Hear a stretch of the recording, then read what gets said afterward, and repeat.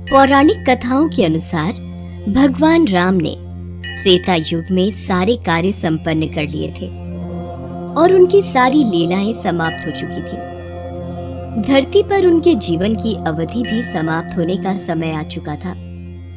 लेकिन समय समाप्त होने के बाद भी मृत्यु के देवता यमराज भगवान राम के समीप उनके प्राण हरने नहीं आ पा रहे थे, क्योंकि रामदूत हनुमान भगवान राम के प्राण रक्षक थे, जो स्वयं महाकाल का एक रूप है और महाकाल से उनके आराध्य भगवान राम के प्राण छीनने की हिम्मत ना तो किसी काल में थी और ना ही किसी अन्य देवता में। काल चक्र और समय चक्र को आगे बढ़ाने के लिए भगवान राम की मृत्यु होना जरूरी था।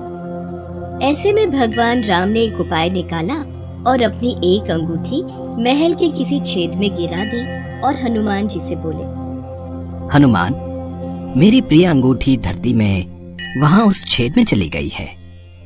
क्या तुम पाताल लोक से मेरी अंगूठी ढूंढ कर ला सकते हो? प्रभु, बस इतनी सी बात। मैं अभी जाता हूँ और शीघ्र ही आपकी अंगूठी लेकर आता हूँ। हनुमान जी अंगूठी ढूंढने पाताल लोक में चले गए। वो अंगूठी को पकड़ने जाते और वो और नीचे चली जाती। हनुमान जी पाताल लोक में पहुंचे। वहां वो नागों के राजा नागराज से मिले। नागराज ने उन्हें अंगूठियों से भरा एक कक्ष दिखाया। इस कक्ष में बहुत सारी अंगूठी रखी हुई हैं। आप प्रभु राम की अंगूठी ढूंढ सकते हैं। यहाँ तो बहुत सी अंगूठियां पड़ी हैं। इनमें से प्रभु राम की कौन सी है, ये मुझे देखना होगा। राम जी की युक्ति काम आ गई। हनुमान जी अंगूठी ढूंढने लगे। इसमें उन्हें काफी समय लग गया। हनुमान जी को अयोध्या में न देखकर यमराज ने अयोध्या में प्रवेश किया और वे एक संत का रूप धारण कर भगवान राम जी के महल में पहुंच गए। तब संत के भेष में यमराज भगवान राम से मिले और भगवान राम से बोले, प्रभु, आपको मुझे वचन देना होगा कि हम दोनों की बातों को गुप्त रखा जाए और जो कोई भी हमारी बातों को सुने उसे मृत्यु दंड दिया जाए। आप निश्चिंत रहिए, मैं इसी क्षण सभी द्वारपालों को बाहर भेज देता हूँ। राम जी ने लक्ष्मण को बुलाया और उनसे कहा, लक्ष्मण, ये मुनिवर मेरे साथ कुछ गंभीर वार्तालाप करना चाहते हैं। तब तक तुम द्वार पर ही पहरा देना और कोई भी अंदर न आने पाए, इस बात का ख्याल रखना, वरना तुम मृत्यु दंड को प्राप्त हो जाओगे। जो आ गया भैया, मैं आपके आदेश का पालन करूंगा। लक्ष्मण के जाने के बाद उस संत ने भगवान राम को अपना असली रूप दिखाया और बोले, हे प्रभु, मैं आप ही का सेवक हूँ और आपने ही मुझे ये कर्म दिया है कि इस संसार से समस्त जीव जंतु एवं प्राणियों का प्राण हरना, और ये मेरा धर्म भी है। मैं भगवान शिव और ब्रह्मा की आज्ञा से आपसे ये कहने आया हूँ कि आपने जो अपना समय इस पृथ्वी लोक पर निश्चित किया था, वो समय पूर्ण हो चुका है और अब आपको अपने धाम लौट जाना चाहिए। इससे सभी देवी देवताओं में आपको विष्णु स्वरूप में देखकर उत्साह की लहर दौड़ जाएगी। इस पर भी हे प्रभु, आपको कुछ और समय इस पृथ्वी लोक पर बिताना है तो आप रह सकते हैं। भगवान राम तो अंतर्यामी है। वो यमराज की बातों को सुनकर मंद मंद मुस्कुरा रहे थे।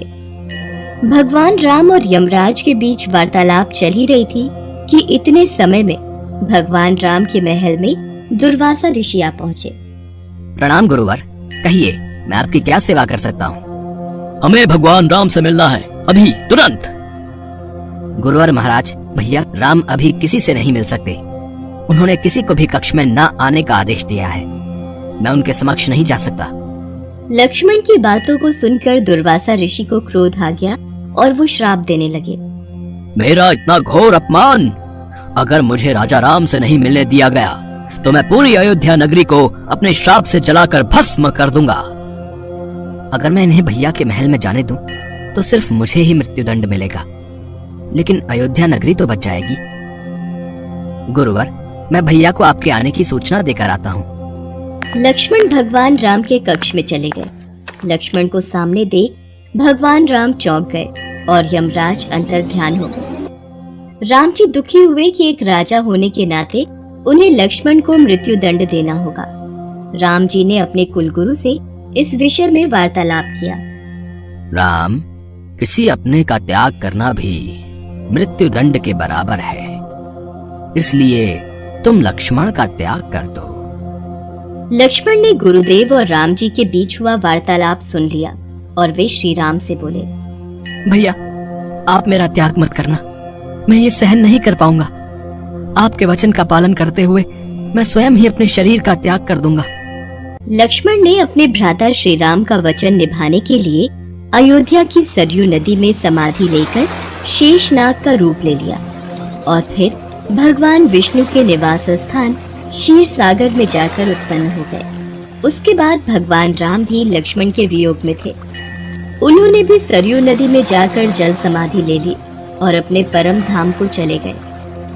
उसके पश्चात हनुमान जी जब अंगूठी लेकर वापस लौटे तो प्रभु राम को महल में ना पाकर हनुमान जी बहुत दुखी हुए।